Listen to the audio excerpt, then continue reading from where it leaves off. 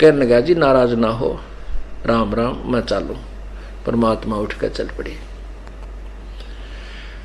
अब जब वो जालिए नानक जी सुन्न हो गए और ऐसे बैठे हैं कि भाई बात तक काटे की कह गया, कति सौ की सौ सत्य है। और वो दूसरे जो बैठे थे वो कहने लगे कि नानक जी ये कौन था। अब नानक जी उस समय तो कुपित थे, कहने लगे ये दान का, काशी का रहने वाला, हमारे भगवानों के बारे में पता नहीं क्या बोल रहा था। और कहता है रामकृष्ण तो नासवान है। और देखा ना, चला गया उठ के। जब मैंने इसको ताड़ा, अब ये मन है ना, जब तक है भी तब तक ये बकवाद ही करता है। जब आत्मा उभर जाएगी वो कति नरम हो जाएगा। या आत्मा नम्र है और यू काल सुख की जो है ना, इसको अकड़ पैदा करता है इसका नाश कराने के लिए। और अहंकार जीव का सबसे बड़ा शत्रु है। तो नानक जी अंदर से टूट चुका था,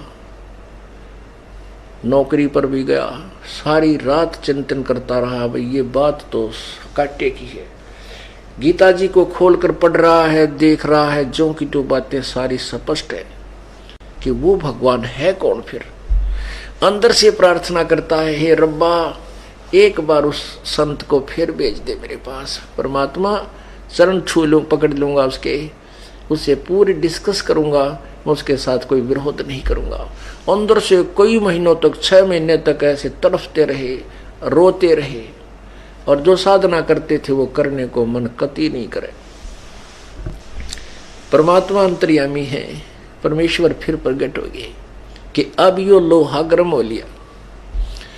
6 महीने के बाद परमात्मा फिर गए उसी स्थान पर। वो स्नान करने के लिए तैयारी कर रहे थे नानक जी, और 2 नौकर थे, वो उनके कपड़े लिए खड़े थे। और नानक जी स्नान करने के सतिथि में और दरिया में प्रवेश करने ही वाले थे।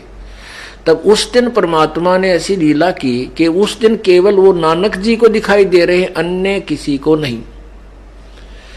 जब परमात्मा उसी जिंदा महात्मा में रह गए 10 फुट और नानक जी की दृष्टि पड़ी कि वो तो आ गया वही, यूं का यूं एक अपने सिंपल कच्छे में जो स्नान के लिए तैयारी कर रहे थे, जो कहते उस महात्मा की तरफ चल पड़ा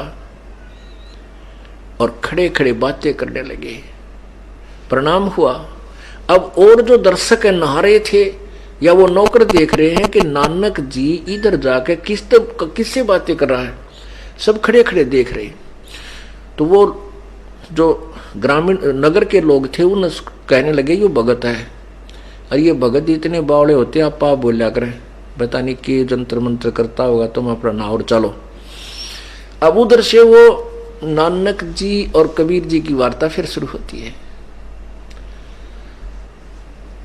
परमात्मा कहते हैं कि हे नानक जी, मुझ दास से उस दिन कोई गलती होगी तो क्षमा याचना करने आया हूं मैं ताप से।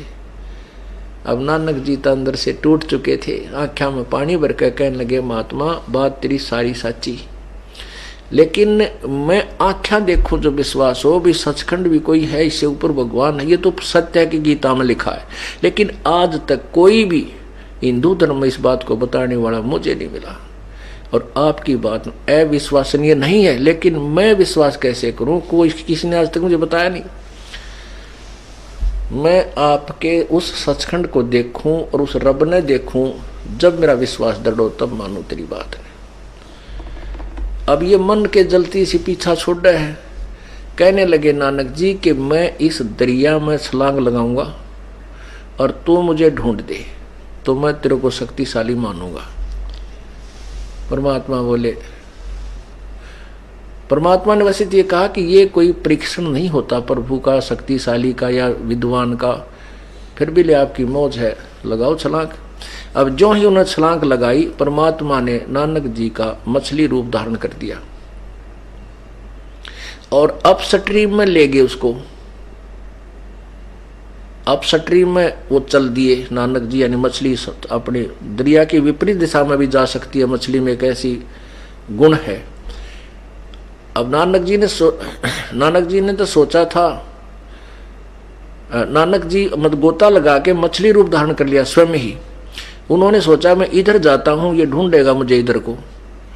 जब वो जा लिया 1-2 किलोमीटर ऊपर ने, वहां से पकड़ कर ना उस मछली को बाहर नानक जी बना के बैठा दिए। तब नानक जी बोले भाई ठीक है, आप तो बहुत ही अच्छे महापुरुष हो, पहुंचे हुए हो, अब मैं आपकी सारी वार्ता सुनूंगा। सूरी सृष्टि रचना सुनाई। सृष्टि रचना सुनकर कहने लगे आंखें देखो जो विश्वास हो महात्मा तेरी बात का। परमात्मा बोले चल तेरे को सचखंड दिखाता हूं। उनके शरीर को ऐसे स्थान पर सुरक्षित रख दिया कि कोई पक्षी वक्षी या कुछ जंगली जानवर ना खराब करे, और आत्मा को निकाल कर परमात्मा